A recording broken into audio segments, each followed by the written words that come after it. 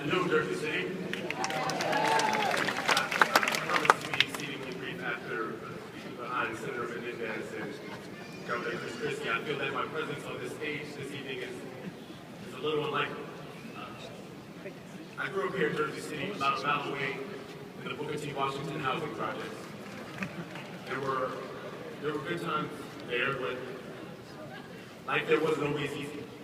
In fact, my earliest memories go back to a knock on the door by a group called Diapers. Back then, they were known as the Division of Youth and Family Services. They stormed into our apartment. They removed us from our situation because of my parents' drug addiction and their alcoholism. After that, my grandparents stepped up to raise me and my sister, Booker T. Now, my grandparents were two dynamic people. One was a daycare school worker, and the other was a Baptist preacher. They raised 12 children of their own, 2 of my cousins, and my sister and me. My grandparents instilled in us the values of being proud of who we are and where we come from. So who am I? Well, I'm the son of 2 Jersey City residents who fell victim to society's pitfall. Both of my parents would spend most of my childhood in and out of prison.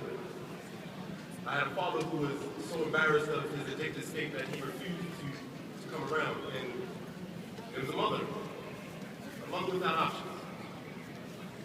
No options, so few options that she had to allow her children to see her condition day to day.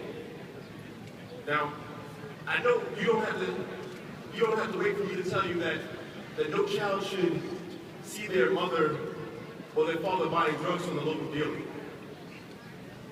Nor should they be exposed to their mother sleeping on the steps in the hallways of the housing projects. Nor should that child witness their mother begging for spare change in front of the gas station or the local supermarket just to have extra change to get something to eat. No child should experience having their school clothes stolen by their mother in order for her to get her next fix. You see, that's my reality growing up in the Jersey City of yesteryear. And it's the unfortunate reality of many families in this city today. But things got better for me and my family, as they will get better for Jersey City. You know, in fact, on Sunday, my father celebrated 10 years sober.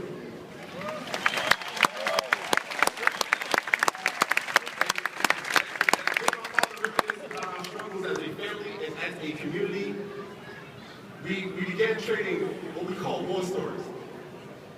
My father said that he was proud of me, and he was proud of the direction in which my life was heading.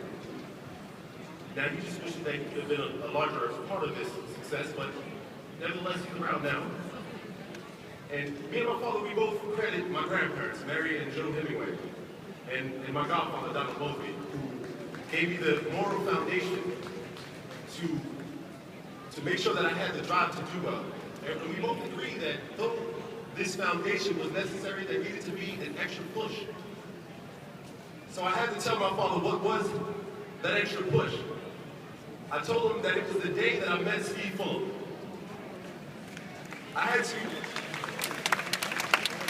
to explain this extra push to my father because he just didn't get it. So I had to take him down a journey. And I said to my father, I said, picture it. It was a cold winter night in 2004 when I first met Steve. And on this night, there was a Booker T tenant meeting that was happening, and the room was filled to standing room only. And I looked back in the room and I saw a guy who looked like he just didn't belong. He had a white dress shirt, a red tie, a Diet Coke, and a slight buzz cut. So I tapped Sheila Mosby on the arm. I said, Sheila, who's that guy back there? She said, his name is Fulop. She said, he's a downtown activist, and I think he wants to get involved in politics here. He asked if he could attend the meeting, so we told him to come on by. Now, at this time, I was the coordinator of the Booker T. Washington After School program. And it came my turn to speak. So when I got up to speak, I looked in the back of the room and I pointed at Steve and I said, this is to Steve Fulop.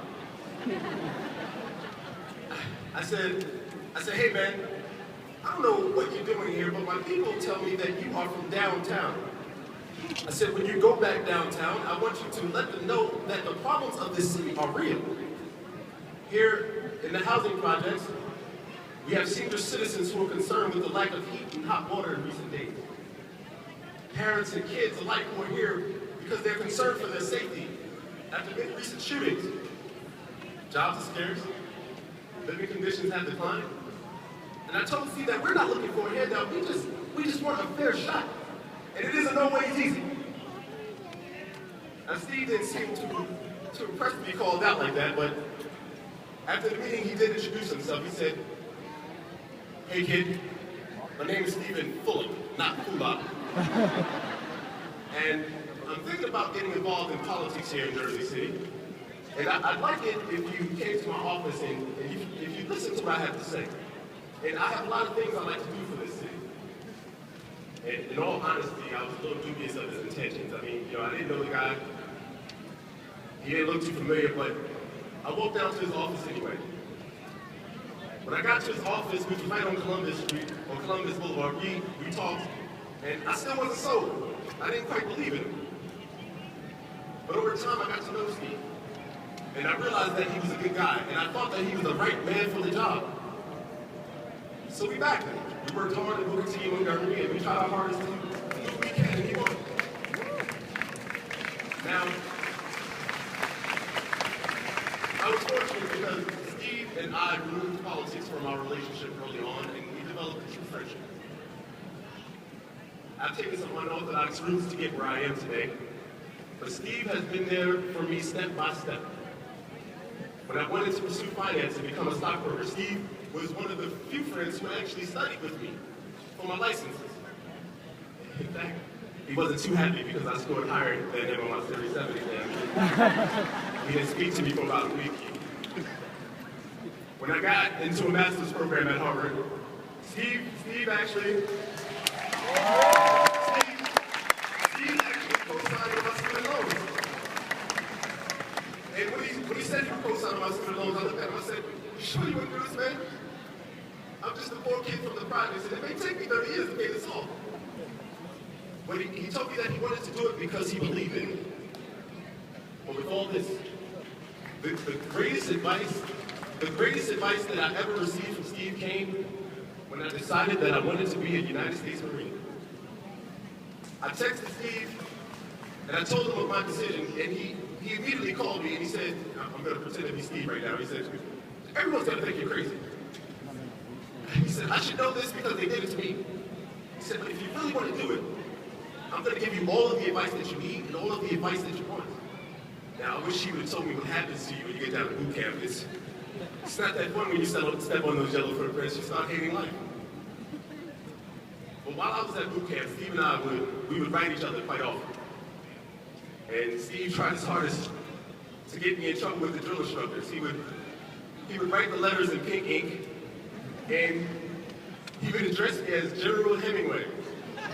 Though I was just a recruit, and a recruit is the rank below private, and to some drill instructors, a recruit is the lowest form of life. I actually remember during senior drill instructor time, we would have mail call, and the senior drill instructor looked at the letter and he said, General Hemingway, and it's in pink ink too? He said, come here, Hemingway. He said, Hemingway, you are nothing. But your friends seem to think you're special, so I'm going to give you some special attention. I still owe you for that, man.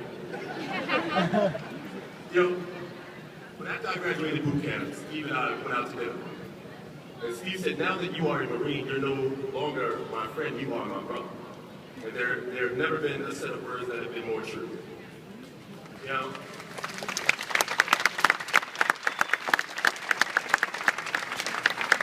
whether it was co-signing on my student loans or giving me career advice, a lot of you probably think that this is a one-sided friendship. Not true. Every time Steve needed advice with women, he would call me. Right? It's true. He's smart, but he's not that smooth. Now, After I told my father these stories of that extra push, he would then say, my father would go on to say that if only your mother were here to see you now. My mother isn't here with us today because 5 years ago, I lost my mother to the battle against AIDS. My mother was an intravenous drug user, and her lifestyle was she caught up with that. But if my mother were here today, she would look me in the face with a wide smile and she said, "It will happen, Mama. Your boy Steve, he got elected mayor. And I think he's going to do some great things for the city. I hope. And I hope so too." Now, Jersey City, I share my story with you because I believe that my story is intimately connected with the heartbeat and the hope of cities like Jersey City. But hope alone is not enough. Hope needs that extra push. The reason that you're all here today is because you realize that Jersey City needs that extra push. Stephen Fulop is that extra push that Jersey City needs. I know that he's that extra push.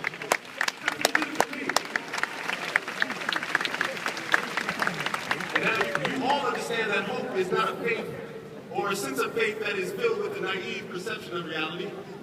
But you understand that hope is the desire to correct all that is wrong and to bring everything that is right into fruition. That's why you're here today. You're here to witness that hope become a reality.